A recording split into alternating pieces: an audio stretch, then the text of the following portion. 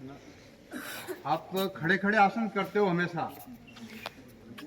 आसन के द्वारा हमारा शरीर स्वस्थ रहे, इस प्रकार की एक साधना है। बाकी जब हम अस्वस्थ होते हैं, शरीर में कोई गड़बड़ी हो जाती है, तब हम चिकित्सक के पास में जाते हैं। तो हम क्यों नहीं ऐसा प्रयास करें कि चिकित्सक यानी डॉक्टर के पास में जाने की जरूरत ही नहीं पड़े, आवश्यकता ही नहीं पड़े। बीमारी हमारे नज़दीक ही नहीं आवे। बीमारी हमारे नज़दीक आने से पहले वो पूछेगी हमें कि मैं आऊँ क्या। तो वो आपका शरीर जब इतना स्ट्रांग होगा, इतना मजबूत होगा, तो पहले बाहर से ही चली जाएगी, वो अंदर आ ही नहीं पाएगी। इस प्रकार से हमारे शरीर को पूरी तरह से स्वस्थ किया जाता है आसन के द्वारा। इस लोटे में पानी है, इस देखना,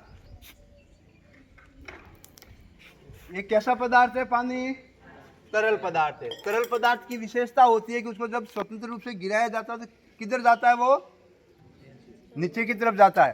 तरल पदार्थ का एक गुण है कि वो नीचे की तरफ बहेगा, नीचे दबाव डालता है।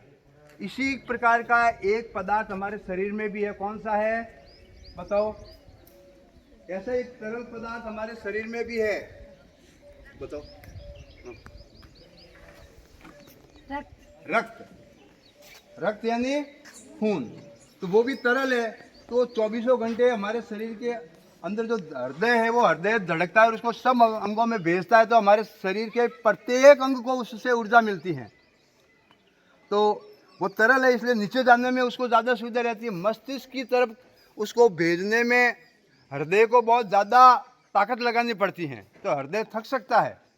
इसलिए हमें एक आसन भी है, उस आसन के द्वारा मस्तिष्क के अंदर रक्त पहुंचाया कैसे जा सकता है। वो मैं उस आसन का नाम है शीर्षासन। बोलो शीर्षासन। तो मैं आपको शीर्षासन करके बताऊंगा, आप अभी नहीं करेंगे कोई, उसको घर जाकर दीवार के सहारे या कोई आपका कमरा है तो कमरे के कोने के अंदर जाकर प्रारंभ में प्रयास करेंगे।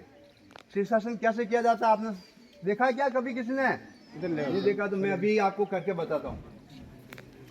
शीर्षासन करने के लिए आपको जमीन समतल जमीन के ऊपर छद्दर बिछा कर, तो थोड़ी हटाओ, छद्दर बिछाकर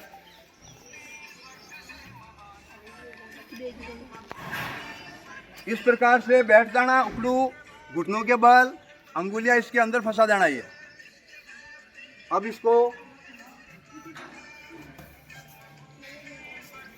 धीरे धीरे आराम से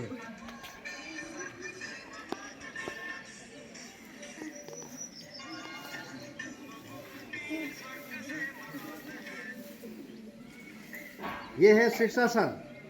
पूरा रक्त है मस्तिष्क में आता है। मस्तिष्क में आने से चेहरे पर तेज बढ़ता है, चमक बढ़ती है और ओज बढ़ता है। शीर्षासन में पद्मासन।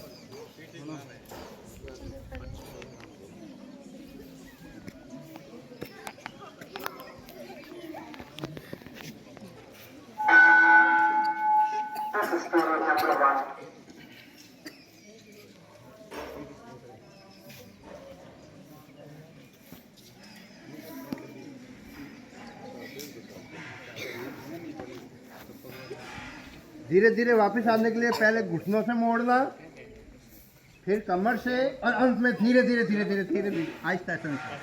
शीर्षासन को कम से कम 3 मिनट करने से इसके फायदे मिलेंगे। शीर्षासन करने के बाद में ताड़ासन आवश्यक होता है। 1 मिनट तक ताड़ासन करना, उसके बाद में वापस सामान्य आकर अगला आसन कर सकते हैं।